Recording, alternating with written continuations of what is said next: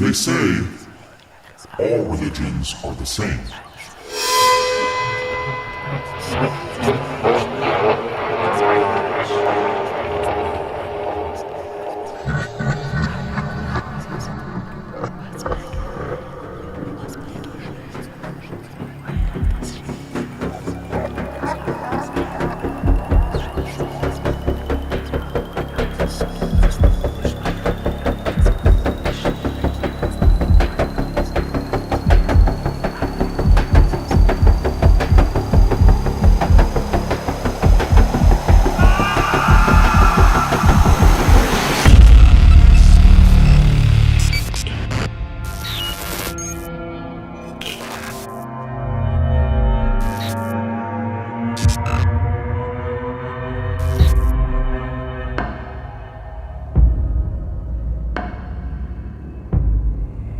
According to ancient Aztec priests, the god Tlaloc required continuous human sacrifice. If these sacrifices were not made, the rain would stop and the crops would die.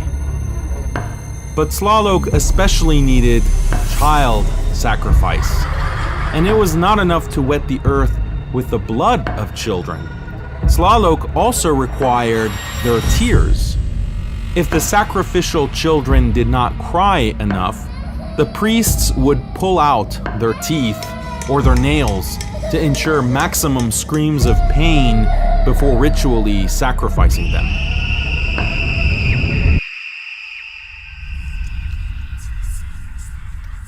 There is a sacred ritual described in Hindu scripture that's so vulgar that Hindu scholars refuse to translate it.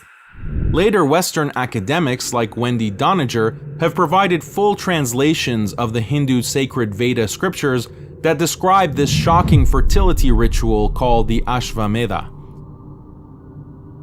We will describe the ritual for you now, along with direct quotes from the scriptures, but viewer discretion is advised. The ritual begins when a horse is suffocated to death. The king and his 4 queens walk around the dead horse chanting prayers. The chief queen recites, "O horse, you are protector of the community on the basis of your good qualities. You are the protector of happiness. O horse, you have become my husband." When the prayer is complete, the chief queen lies down next to the horse. As the priests observe, she pulls the dead horse's genitalia and puts it into her own. She then recites the sacred prayer, "This horse may release semen into me." The king then recites another sacred prayer, "O horse, please throw semen on the upper part of the anus of my wife. Expand your penis and insert it in the vagina." According to the Harivamsa Purana, the Hindu god Indra eventually enters the body of the dead horse to have intercourse with the queen as the king watches. The ritual is complete after the queen spends the whole night with the dead horse's genitalia inside her, thus ensuring fertility for the Hindu kingdom.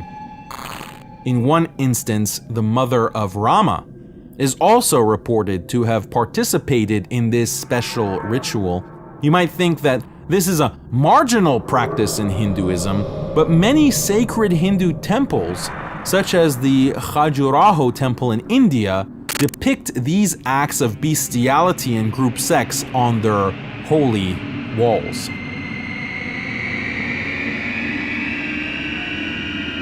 Now you could say that all religions are the same, but what other religions involve child sacrifice and dead horse bestiality?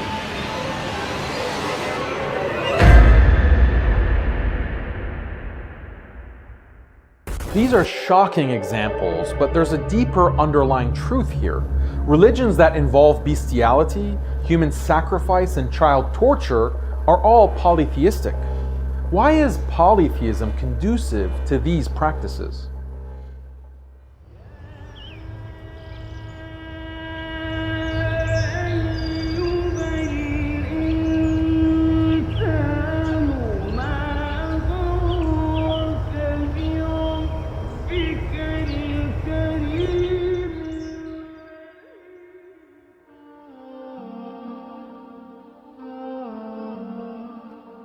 Of all religions, Islam is unique in its staunch condemnation of polytheism in all its forms.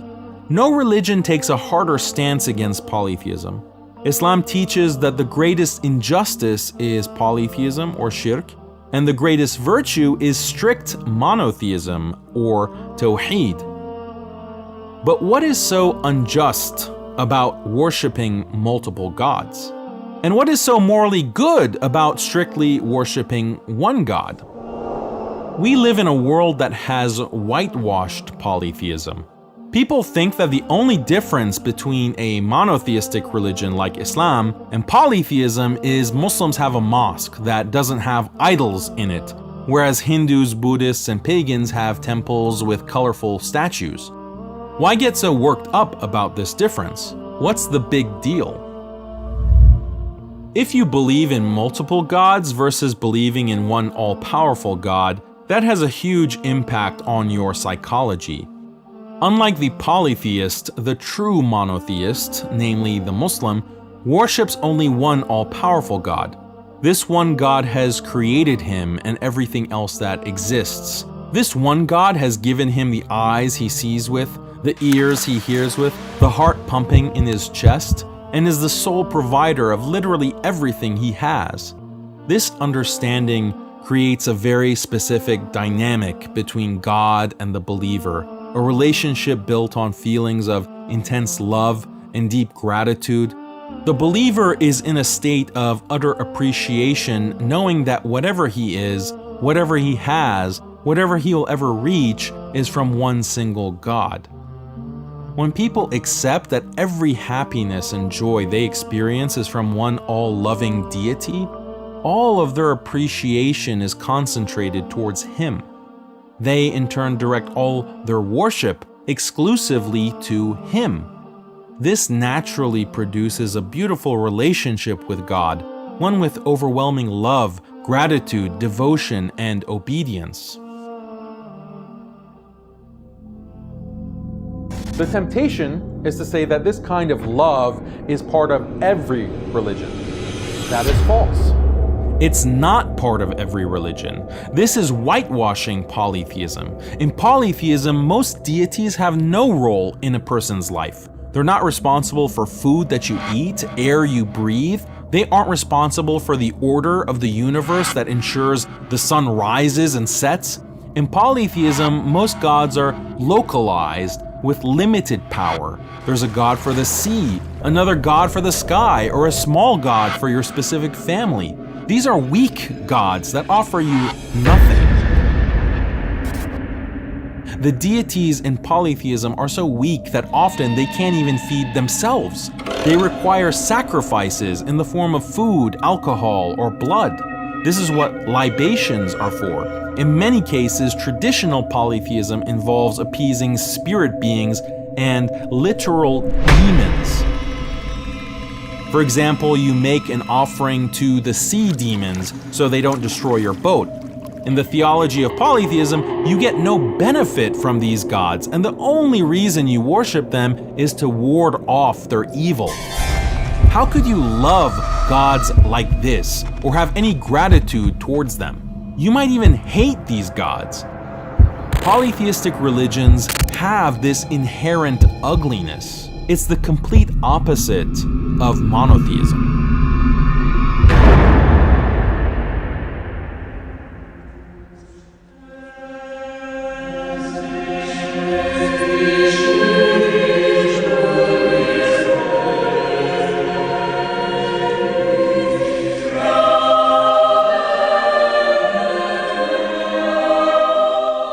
The thing about believing in one all-powerful God who has created you and controls the universe, that gives you a strong sense of fear as well as humility.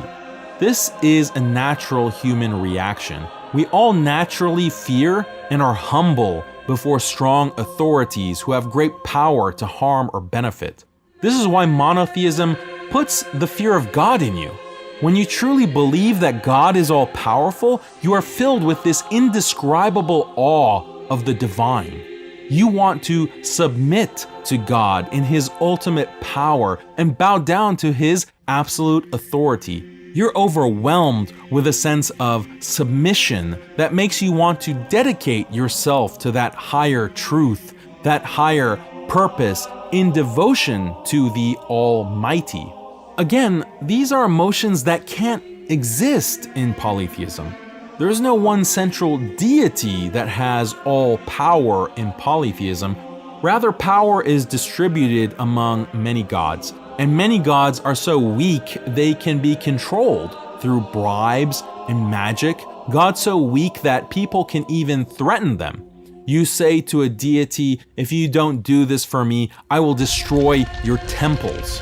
How can you have humility before such wimpy, weak gods? This polytheistic theology produces people who lack humility, lack self-restraint, people who feel free rein to indulge in every vice unchecked by a healthy fear of divine wrath.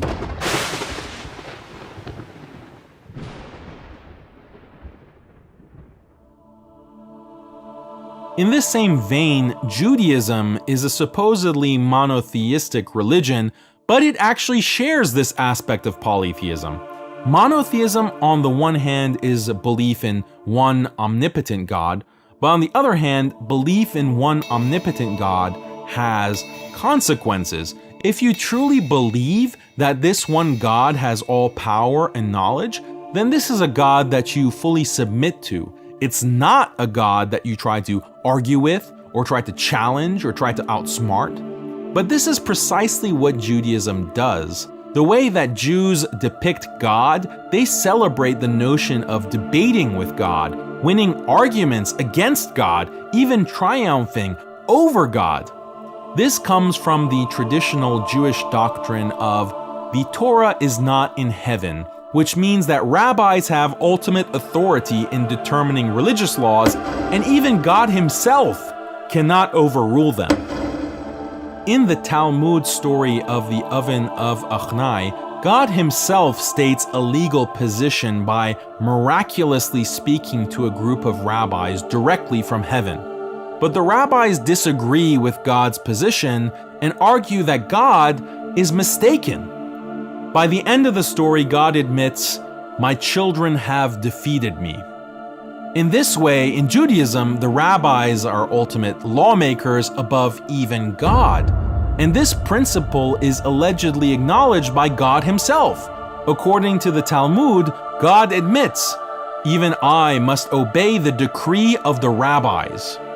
Such religions that insult their gods by subordinating them to humans do nothing but breed followers who are arrogant, defiant, and rebellious. This is, again, the complete opposite of monotheism.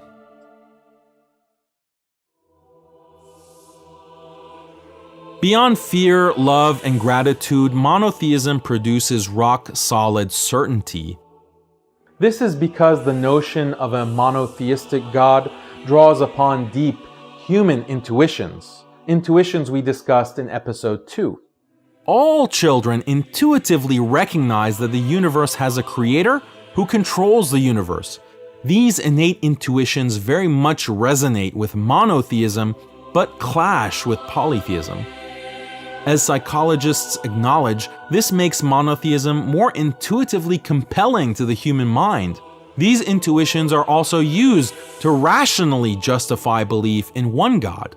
This is why you have many philosophical proofs for God, but you won't find any proofs about the existence of Hanuman, the monkey god, or Zulu, the moon goddess. Polytheistic gods are not only unintuitive, they're actually repulsive.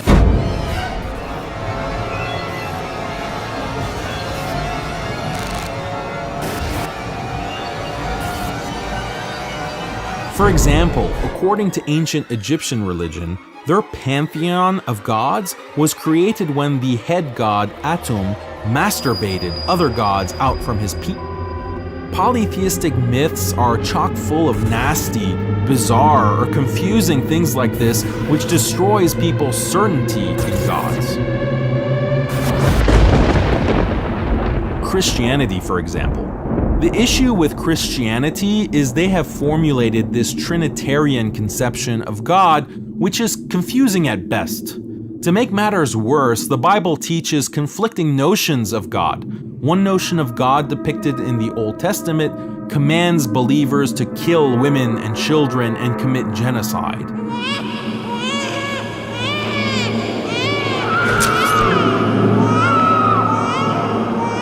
But in the New Testament, God in the form of Jesus tells believers to turn the other cheek. In the Old Testament, God commands believers to stone the adulterer. But in the New Testament, God in the form of Jesus says that only he without sin should cast stones. It's like the Christian God can't make up his mind. This conflicted notion of God only breeds confusion and doubt. This is the main reason why Christian societies have fallen into apostasy and secularization time and time again. Lest we forget, Christianity is the only religion that was so thoroughly stomped by its own apostates that it birthed secularism and modern atheism. It's no coincidence that secularists tell Muslims that they should follow Christians. They say, Islam needs to have a reformation like Christianity. But Christianity had a reformation because they have this very confusing notion of God that clashes with monotheistic intuitions. But it's the strong monotheism of Islam that creates certainty in Muslims and makes them reject secular efforts at reforming and liberalizing their religion. What also makes secularists rage is how Muslims have been so resistant to the colonial project. Colonizers have had great difficulty getting Muslims to sell out and abandon the monotheism that is the linchpin of Muslim life.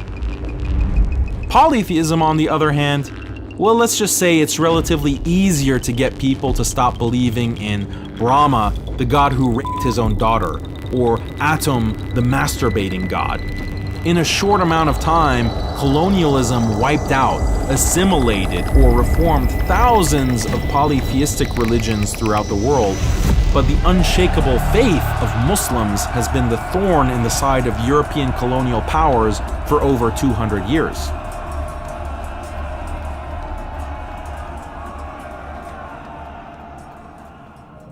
Monotheism produces this beautiful psychology grounded in love, gratitude, humility, and certainty.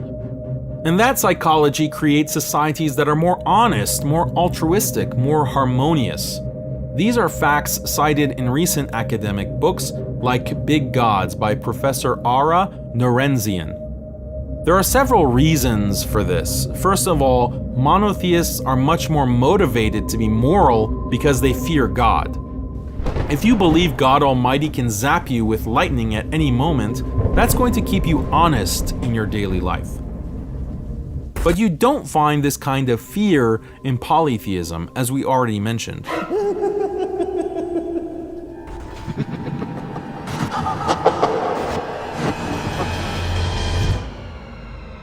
Secondly, in monotheism, God is all-knowing, but polytheistic gods are not. Polytheistic gods are sometimes so ignorant they can be tricked. For example, in Greek religion, Zeus was tricked by Prometheus. In Hinduism, the god Shiva ignorantly decapitated his own son because his wife Parvati had a child without him knowing. That's the level of ignorance of these gods. So if a polytheist cheats, steals, lies, murders, and rapes, he won't have to worry about divine retribution because the gods probably won't even know about it. This connection between increased dishonesty and polytheism has actually been experimentally proven in numerous studies. Thirdly, polytheistic societies are more immoral because they worship gods who are themselves highly immoral. The idea that God is all good and is the source of morality is actually a monotheistic concept. In Greek polytheism, Zeus is depicted as seducing and raping other gods and other people. In Hinduism, gods like Indra, Krishna, and many others are depicted as serial rapists. The Hindu text Bhavishya Purana describes how the gods Vishnu, Shiva, and Brahma work together to gang rape Anusuya, a Hindu sage's wife. The Hindu god Kali is often depicted holding a severed head, wearing a necklace of decapitated heads and dead baby fetus earrings. One Hindu sect, the Aghoris, even to this day give sexual satisfaction to goddess Kali by having intercourse with rotten human corpses. What kind of society is created when people worship gods who not only lie and cheat, but are also serial rapists and bloodthirsty killers of babies? What kind of society is created when rituals involve necrophilia, cannibalism, bestiality, and child torture? In fact, studies show that in countries like India, for example, a large percentage of the Hindu population justifies crimes like rape and child sacrifice by appealing to these gods.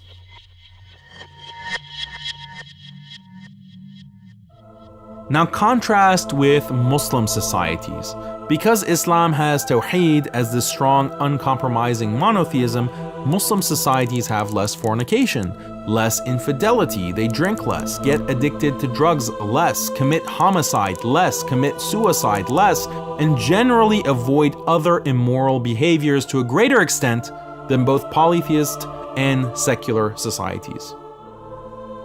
But the beauty of Islamic monotheism doesn't end there. Because monotheism creates deep conviction, this results in strong religious identity. Rather than religious identity, polytheistic societies have strong ethno-nationalist identities. This is because they don't have religious beliefs that are strong or compelling enough to rally around. Since they can't depend on their beliefs, polytheists have to depend on other things like shared blood or culture. But in Islam, Tawheed unites people regardless of ethnicity, race, or culture. This is why Islam is this revolutionary force. As the history of Islam shows, it brought together all the Arab tribes and from day one integrated many other races into one Muslim ummah. Islamic monotheism is strong enough to unite the masses despite racial and ethnic differences. This is why Islam has been the most racially diverse religion from the beginning.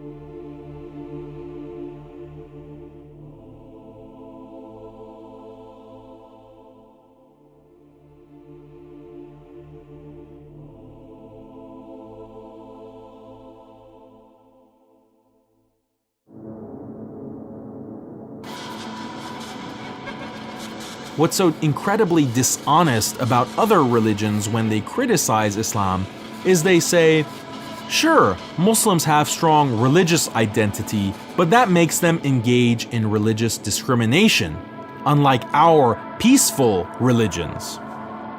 Yes, Islam treats people differently according to their religion, guilty as charged. But it's not like discrimination doesn't exist in polytheistic or secular societies.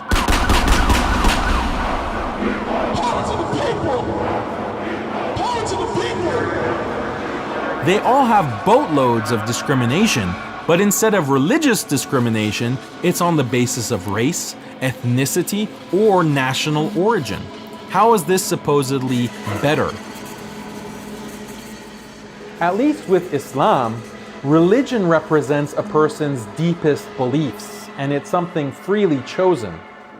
But you can't choose your race or the country you're born in, so it makes sense to judge people and categorize them on the basis of their religion. But the color of your skin or which country you happen to be born in is a silly basis for categorization. And if anything, it leads to far more persecution and bloodshed. Consider the supposedly peace-loving religion of Buddhism. Burmese Buddhists persecute the Rohingya based on racial identity. Sinhalese Buddhists persecute the Tamils based on ethnic identity. Japanese Buddhists justified Japanese imperialism based on ethno-nationalist identity. So yes, None of these are religious conflicts per se, but that's because the persecution is ethno-nationalist in character. And it's not just Buddhists that have to resort to lowly racism and ethno-nationalism. Look at Christian white nationalists. Look at Jewish Zionists. Look at Hindutva. All these religious groups put primacy on race and discriminate based on race. This is not a coincidence, it's a byproduct of the weak conviction polytheism produces. The fact that these polytheistic religions don't admit this and pretend to be all about peace and tolerance while criticizing Islam is very dishonest.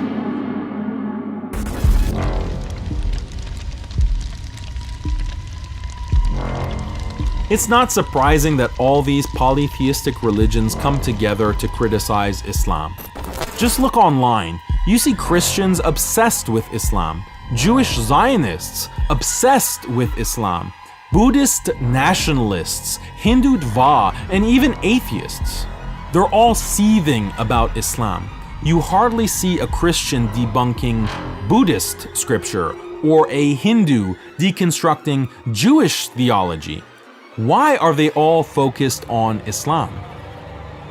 What's so telling is that these religions don't criticize Islam on the basis of their own traditional doctrines. Rather, their main criticism is that Islam is not liberal and modern enough. Islam doesn't respect women's rights like we do. Islam doesn't respect LGBT like we do. Islam is not as tolerant and freedom-loving as we are. These are nothing more than modern secular values that these other religions have sold out to.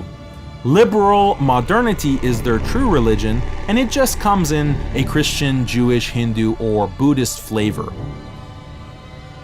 But as we've seen, Muslims can critique other religions based on Islamic standards of monotheism, which are so clearly more beautiful, more moral, and more intuitively compelling than the ugliness of polytheism. In contrast, these polytheistic religious doctrines are either too repugnant or too irrational to use to criticize Islam. So all they can do is cry about Islam not selling out to liberal secularism the same way they did. Deep down, they know their religion's all sold out, but Muslims haven't, and that burns them up inside. What makes them even more enraged is the fact that Muslims won't assimilate. Look at how agitated Christian white nationalists are about Muslim immigration. Look at how much anxiety Hindutva has about Muslims converting and marrying Hindus. Look at how nervous Jewish Zionists are about Palestinian birth rates. Look at how incensed Buddhists in Myanmar are about their Muslim demographic. Look at how livid Western atheists get about Muslim minorities not accepting Western values. They're all terrified about the Muslim population growing. They're worried about Muslim conversion. They're nervous about strong Muslim commitment to Islamic law. All of these things are directly tied to the strong faith that Islamic monotheism produces that all these other religions lack. People assume that every religion is based on deep humility, love, and gratitude. But this is a very monotheistic understanding of religion. This psychology can only exist in polytheistic religions to a confused extent. But profound, deep faith based on love, gratitude, and submission in their maximum, purest form is only possible in Islam, because Islam directs these feelings solely toward our Creator. This makes Islam the most beautiful religion, the most just religion, whereas polytheists commit the worst injustice by devoting themselves to false gods. Ultimately, these other religions, what they're selling you is, come be a Christian, come be a Jew, Buddhist, Hindu, because we're more liberal. You can indulge in more fornication, you can indulge in more freedom, you can walk around naked in public. The only selling point of these religions is, we're not as bad as Islam. But Islam has a positive message. Islam offers Tawheed, a pure monotheism that creates strong faith connecting you to your Creator, unshakable faith that can motivate you to stand up against the evil modernist onslaught.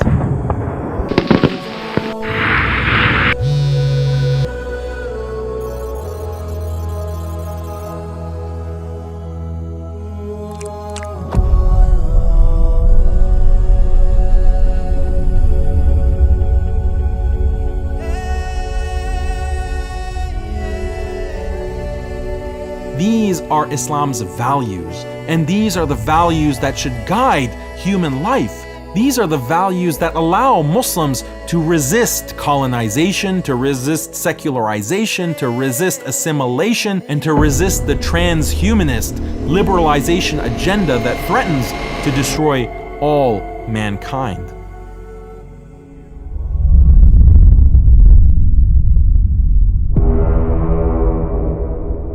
Islam stands alone. And it's all because of one belief. There is no God except Allah.